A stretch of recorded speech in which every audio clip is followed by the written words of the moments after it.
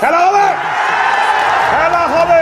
একদম ঠিক কথা। আরে কোনটা ঠিক আর কোনটা বেঠিক সেটা আমার কাছে কিছুই না। আমি ট্রেন্ড বোল্ট ট্রেন্ডে আছি, আর ট্রেন্ড নিয়ে কাপাইতেই মিরপুরে চলে আইছি। আরে বোল্ট, মিরপুরে খেলা, লেখাপড়া কদ্দূর? ভালো করে পড়ালেখা করছস তো? আরে বিরাট, কি যে বলস না, বাংলাদেশের লগে খেলা, আমাদের আবার লেখাপড়ার কি দরকার? ঠিকই তো, তোমাগো আবার লেখাপড়ার কি দরকার? তোমরা তো মাঠে নামলেই ওদের লগে হাইরা যাবা। কথা সত্য। তুই বন্ধু হইয়া আমারে এইভাবে কইতে পারলি, আমি ভাবতেও পারিনি তুই আমারে এইভাবে খোটা দিবি। মানুষ এত খারাপ হইতে পারে? আরে তুই মন খারাপ করস কেন? যেটা সত্য আমি তো হেডেই কইলাম। জান মিয়া জান, দূরে যান, মানুষ চিনা আমার হয়ে গেছে, আপনার আর আমার দরকার নাই। আপনি আমারে বাস দিতে আইছেন মিয়া। এই এইসব ফালতু পেচাল বাদ দিও, তার টিটার দুয়ারটা বন্ধ হয় না কে, হেডা যা দেখ, যা সর সর চোখের সামনে থেকে। এগুলো বলা লাগে তো আমি এমনিই যাইতে পারি।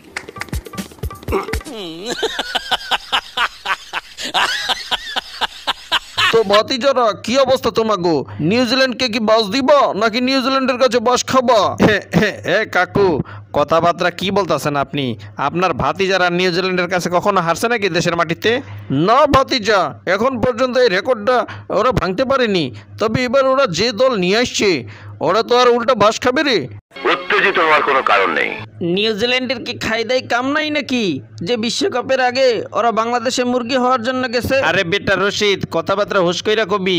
আমরা কি ম্যান টিম গেছি নাকি বাংলাদেশে? আমাদের তো সি টিম গেছে বাংলাদেশে। ওরে বাবা রে, আপনাকে কপাল ভালো, বাচ্চা গেছেন ভাই, বাচ্চা গেছেন। যারা গেছে ওরা বুঝবো যে বাংলাদেশের মিরপুর কি আর বাংলাদেশের বোলাররা কি।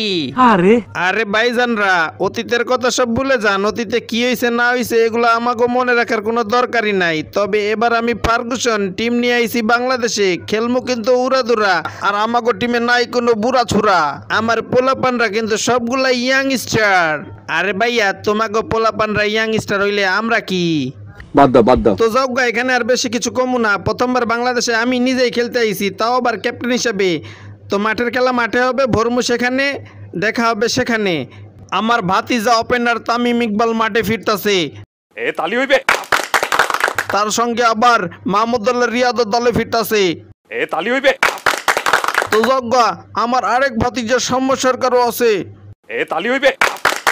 তো তাদের সকলের জন্য আমার শুভকামনা, তারা ভালো খেলুক।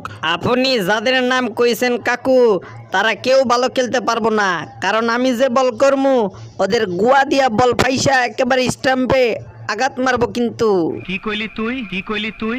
এমনিতেই কিন্তু অনেকদিন ধরে মাঠের বাইরে আছি। তো যাও গা, বেশি পকপকানি করিস না, মাঠে কিন্তু কেলানিটা তোরে দিয়েই শুরু করমু। হইছে আর পারবি না, তুই শেষ। আরে বেটা, আমি শেষ নাকি সেটা মাঠেই দেখা যাবে। মাঠের নাম খালি তোরে দিয়েই শুরু করবো আজকে। আরে তামিম ভাই ঠিকই কইছেন ভাই, আপনি শুরু করবেন, তারপর আমি কিন্তু কোপাইয়ে একেবারে বাস করবো। এ বেটা, তোরে কোপাইয়ে বাস করতে হবে না, তুই তো দলের ক্যাপ্টেন। তুই আগে তোর দলের ওপেনারদের সামলা। 6টা ওপেনার লইয়া স্কোয়াড ঘোষণা করছে। তুই কারে ওপেন করাবি? তুই করবি না বাকিদের করাবি? না ইয়ে মানে সমস্যা নাই, আমার দলের ওপেনিং যে কেউ করতে পারে। আমি পরে খেললেও কোনো সমস্যা নাই, কিন্তু তোরে পিটামু মামা।